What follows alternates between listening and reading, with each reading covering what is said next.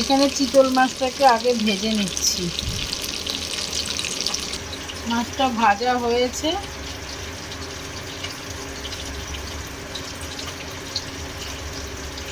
তুলে নিলাম।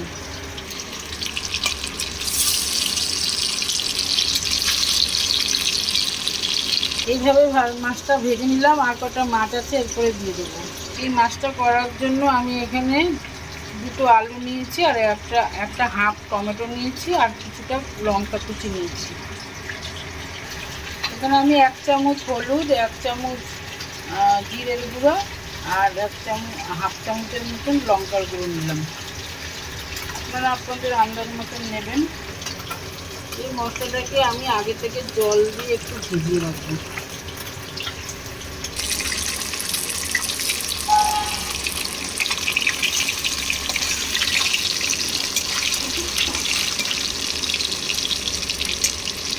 সব মাছগুলি ভাজা হয়ে গেছে। এবার আমি তেলের মধ্যে জিরা ফোড়ন দিয়ে দিলাম।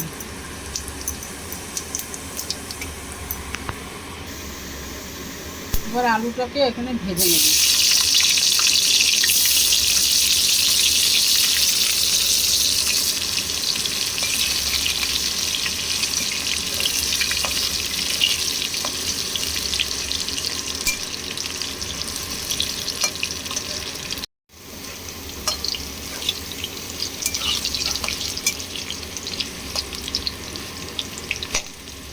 আলুটা ভাজা হয়ে গেছে।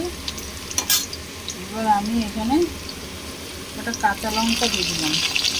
কাঁচা লঙ্কা চিড়ে রেখেছিলাম, এগুলো দিয়ে দিলাম। টমেটোটাকেও এখানে দিয়ে দিলাম।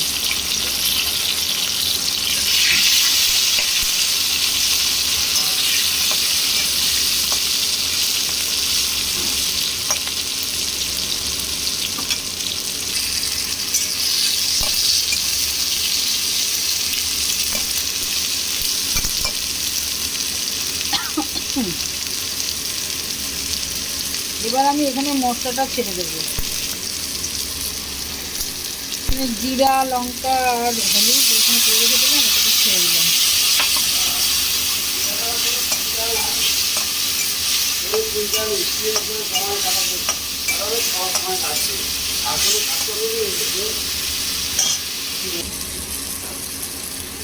মশলা ধোয়া জলটাও দিচ্ছি।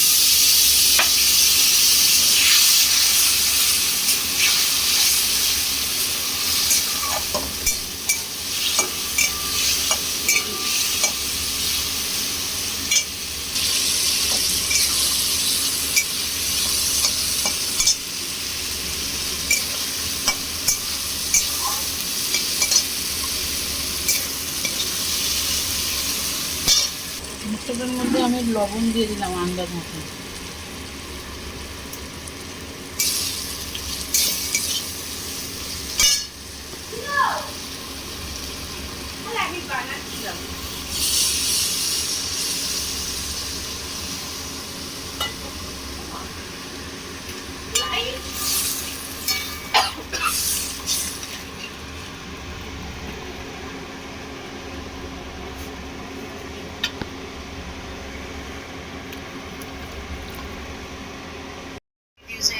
আর্কিটেকচার, ইন্টেরিয়র ডিজাইনার ও ইঞ্জিনিয়ারিং স্টুডেন্টসের জন্য খুবই প্রয়োজনীয়।